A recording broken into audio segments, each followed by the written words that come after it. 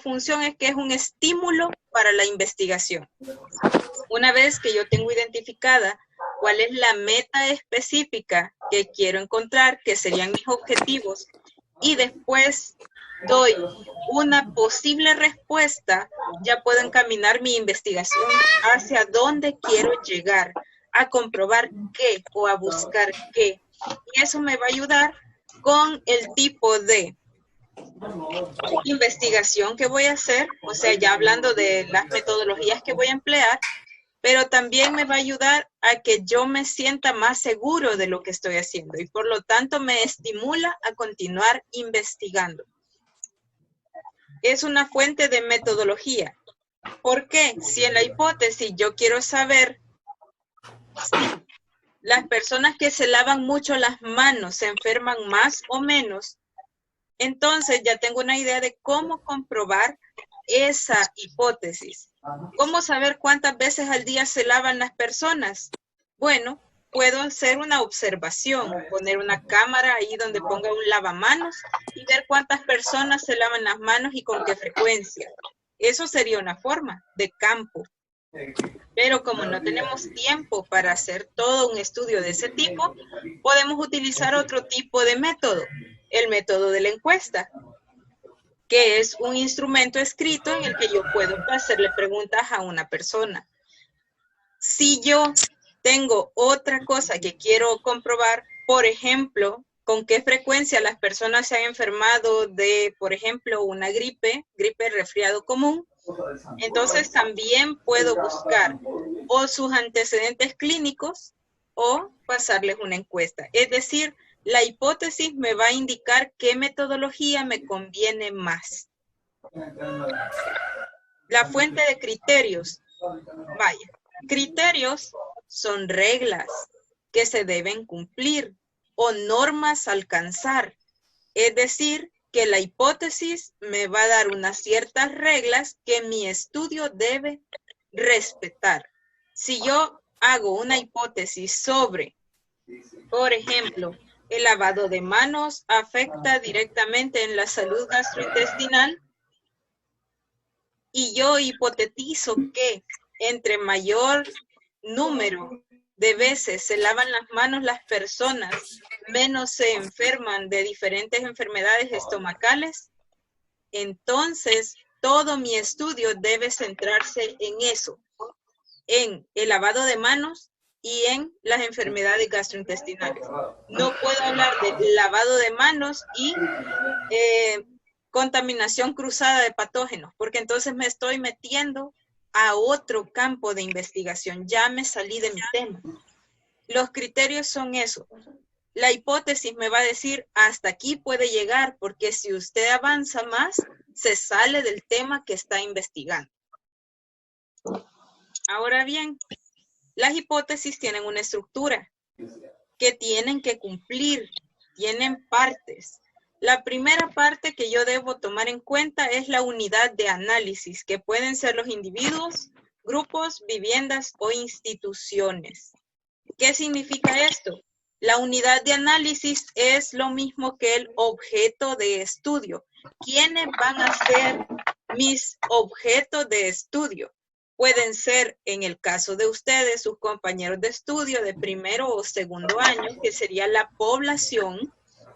En el caso de un laboratorio, pueden ser bacterias, ratones, patógenos diversos. En el caso de que fuera una institución, podrían ser escuelas, alcaldías, clínicas, para verificar el tipo de funcionamiento que tienen dependiendo del estudio. Pueden ser grupos de personas. Yo puedo estratificar en una población grupos determinados por edad, por sexo, por diferentes características o requisitos que cumplan estos grupos de población. Entonces, lo primero que voy a buscar es la unidad de análisis. O sea, ¿a quiénes voy a investigar? ¿Con quiénes voy a trabajar? En el caso de ustedes, designan casi que al inicio del año y sin saber si los necesitan o no, secciones, ¿verdad? La sección A y B de primer año, la sección C y D de segundo año, y ya los van incluyendo en el tema. Ok, la siguiente de los requisitos que tienen que cumplir son las variables. Nosotros hemos identificado en el tema y en el planteamiento del problema variables. Una es dependiente y la otra es independiente. Para el caso, nosotros vamos a ver aquí un pequeño dibujito. Tengo ahí un muñequito. Del lado izquierdo hay como un mapa, ¿verdad? Y dice crisis, paro, hambre, delincuencia, ¿verdad? Y hay un señor asaltando a otro, falta de dinero, etcétera. Estos serían las variables independientes. Y luego él, como variable dependiente, va a migrar. Entonces yo tengo aquí dos variables. Eso es lo que son las variables. Usted tiene dos variables ya identificadas en su tema. Y luego las variables, o sea, las características o propiedades cualitativas o cuantitativas que presentan las unidades de análisis. Eso es una variable, una característica propia del problema que estoy investigando. Uno más, aparte de estas elementos, también debo tener unos conectores o enlaces entre cada una de las variables. Debo especificar si, en este caso, la crisis provoca, promueve, causa la migración. Esas palabras, provocar, promover, causar, son los conectores que me están enlazando la relación entre las dos variables. Es como cuando el caso del lavado de manos. Tengo una variable que es lavado de manos y tengo la otra variable que es enfermedades gastrointestinales. Pero en medio de las dos variables debo poner un conector y ese conector me va a indicar si la variable lavado de manos provoca la enfermedad intestinal o si el lavado de manos evita la enfermedad gastrointestinal. Pero ese conector es el que me va a indicar qué tipo de relación tiene una variable con la otra. A ver, ¿qué más? El sistema de variables. Esto lo vamos a operacionalizar, pero tranquilos, todavía no. Una variable es una cualidad susceptible de sufrir cambios. Eso lo tenemos claro, ¿verdad? Un sistema de variables consiste, por lo tanto, en una serie de características por estudiar, definidas de manera operacional, es decir, en función de sus indicadores o unidades de medida. Cuando ustedes descubren una variable, por ejemplo, lavado de manos, vamos a tener que operacionalizarla, es decir, sacar sus indicadores o unidades de medida fundamentales.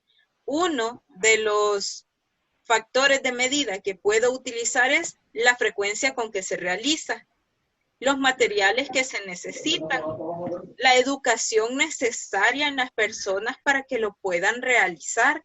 Porque cuando ustedes empezaron en primer año se dieron cuenta que hasta se lavaban las manos de manera incorrecta. Luego puedo incluir también que la otra variable, como es enfermedades gastrointestinales, también tiene su propia operacionalización. Síntomas, como por ejemplo el dolor de estómago, evacuaciones, etcétera. Entonces, una variable siempre va a tener unos indicadores que me indican la presencia de esta variable. No es que solo me la inventé y ya, es que hay algo que me indica que sí existe la variable. Y esos van a ser los indicadores o unidades de medida. A ver, recomendaciones para formulación de hipótesis. Número 1, se redactan de manera precisa, sin emplear juicios de valor como bueno, malo o mejor. No puedo usar estos juicios de valor porque no son medibles. En números, ¿qué es bueno y qué es malo? Dependiendo de cada persona, qué será bueno y qué será malo. Si es una persona muy exigente, dirá que bueno es 7, 8. Pero si es una persona no muy exigente, dirá que bueno es 5, 6. Entonces no puedo poner estas palabras porque no me van a permitir convertirlas en datos numéricos, que es lo que yo necesito para evaluar los resultados. Luego, también expresarán las variables contenidas en el problema. Si en mi hipótesis no aparecen las variables que dice el tema, entonces estoy hablando de otro estudio. No es el que yo he planteado. Necesito que aparezcan esas variables. Debe ser susceptible a comprobación. Es decir, que la hipótesis debe poder ser comprobada. Por ejemplo, mi hipótesis, José ama mucho a María. ¿Cómo puedo comprobar eso? Yo le puedo preguntar a José, José, ¿usted de verdad ama mucho a María? Y lo más probable es que él me diga que sí, pero no tengo otra manera de comprobar si la quiere o no la quiere. En cambio, si yo quiero comprobar si las personas al lavarse las manos evitan enfermarse de cualquier enfermedad gastrointestinal, es más fácil, porque ahí sí puedo encontrar datos numéricos, datos estadísticos, datos de otros estudios que me van a ayudar a comprobar si mi hipótesis es real o no. Así que no puedo comprobar hipótesis que contengan bueno, malo, mejor, ni sentimientos, ni deseos. Tienen que ser cosas tangibles que puedan convertirse a datos numéricos. Siguiente, unos ejemplos para que los vean. El aumento del impuesto a las ventas ocasionará un descenso en el consumo. Quiero que observen algo bien importante. Tengo en negrita una variable, impuesto a las ventas. Tengo en negrita la otra variable, el consumo. Ok, pero en medio de impuestos y consumo hay unas palabras. Ocasionará un descenso. La palabra ocasionará es el conector que me está uniendo las dos variables. Le da un sentido lógico, porque significa que... ¿Viste lo del cambio de foto de perfil de allí? ¿El qué? Sí. Presten atención a la clase. El impuesto a las ventas es la variable independiente. O sea que es la causa de algo. Y la palabra ocasionará me da a entender que es la causa de un descenso en el consumo. Este conector es súper importante porque me da la lógica de la relación entre las dos variables. Otro pequeño ejemplo, la ausencia de técnicas de estudio provoca bajo rendimiento académico. Tengo aquí la primera variable, técnicas de estudio, y acompañado de la palabra ausencia, o sea que no existen técnicas de estudio. Y la palabra provoca. Provoca tiene el mismo papel que la palabra ocasionará. Es decir, me está indicando que esta es la causa del siguiente problema, bajo rendimiento académico. Y por último, ¿verdad? Y por último, otro ejemplo, antes de pasar a la tarea. Deben ser susceptibles, perdón, ahí. El bajo sueldo, ojo, la palabra bajo me está indicando el tipo de sueldo, la característica específica. Que devengan los docentes incide en la calidad de enseñanza. La palabra incide del verbo incidir, que significa afectar de alguna manera, me está indicando la relación que existe entre ambas variables. En esta ocasión, tengo la relación de que todas las variables independientes de estas tres hipótesis ocasionan el problema que es la variable dependiente. Pero yo puedo quitar esa palabra ocasionar, provocar o incidir y poner otras palabras, como por cierto, el impuesto a las ventas evita el descenso en el consumo. Me estaría diciendo que la variable independiente evita que ocurra otra cosa. Esto es una relación lógica que ustedes deben lograr en sus hipótesis y no son largas. Si se dan cuenta, son pequeñas oraciones. Tarea. Vaya. Ahora vamos a avanzar en el cuerpo ya del estudio que ustedes están realizando. Como primer punto van a redactar el esqueleto del marco teórico, ordenando cada tema y subtema correctamente. Ustedes ya estaban avanzando, por lo tanto ya tienen temas y subtemas para que me puedan enviar un esqueleto. Lo van a convertir en formato PDF y lo van a enviar por WhatsApp o por correo electrónico. 1 por comunidad. O sea que solo el coordinador me va a enviar esto. Los demás le tienen que ayudar a armarlo. La fecha de entrega es el viernes 24 de abril del 2020. ¿Cuándo es ese viernes? Este viernes que viene. Hoy es miércoles. Tienen todo el día de mañana para trabajar en esto. Señor, no nos podemos reunir. Para eso hay videoconferencia, llamada por Skype, plataforma Zoom. Tienen medios cómo lo pueden hacer. Y hasta aquí llegaría la presentación. Vamos a ver. Vamos a pausar esto. Pausar, minimizar. Vale.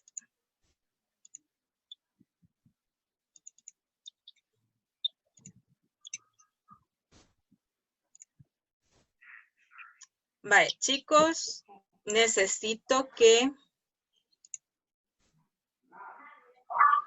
¿verdad? Abran esos micrófonos.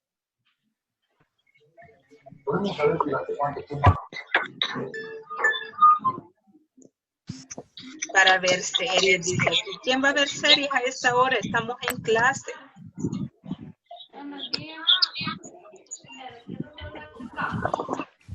Vale.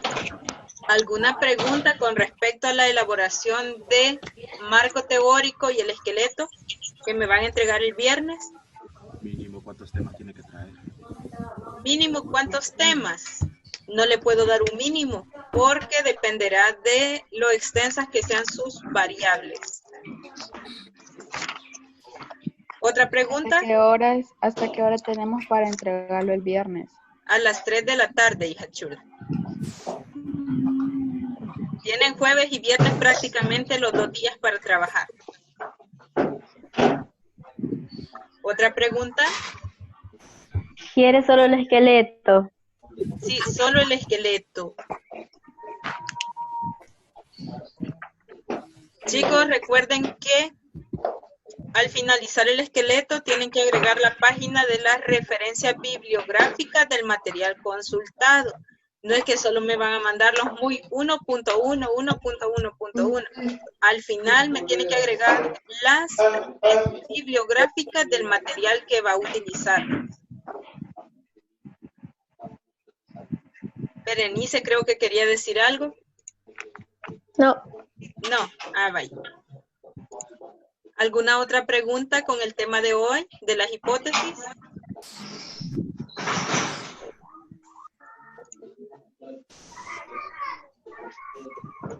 Yo creo que una no. pregunta, si al final, no, digamos, supongamos que al final no lleguemos, no regresemos ya al colegio, ¿cómo vamos a hacer? No vamos a defender, ¿verdad? Como no, corazón, ¿aquí en Zoom o en Skype? No. Sí, sí, sí. Pero ¿y para nuestra muestra? ¿Nuestro qué? La Para muestra. pasar las encuestas, ajá. Hay aplicaciones en internet que te permiten hacer la encuesta digital, enviarla por correo a tu población y que ellos te la manden respondida. Y te tira automáticamente hasta porcentajes y si quieren hasta gráficas. Sí se puede. ¿Por qué es tan mala, Lick? ¿Por qué? Yo estoy haciendo todo porque termine su materia y pueda graduarse. Si no, y nos graduamos el otro año. No. Mejor regresemos. ¿Regresemos a dónde? ¿A primer año? No, a tercer grado para el colegio. Yo sí ya no juego. Miren, recursos tenemos para poder terminar.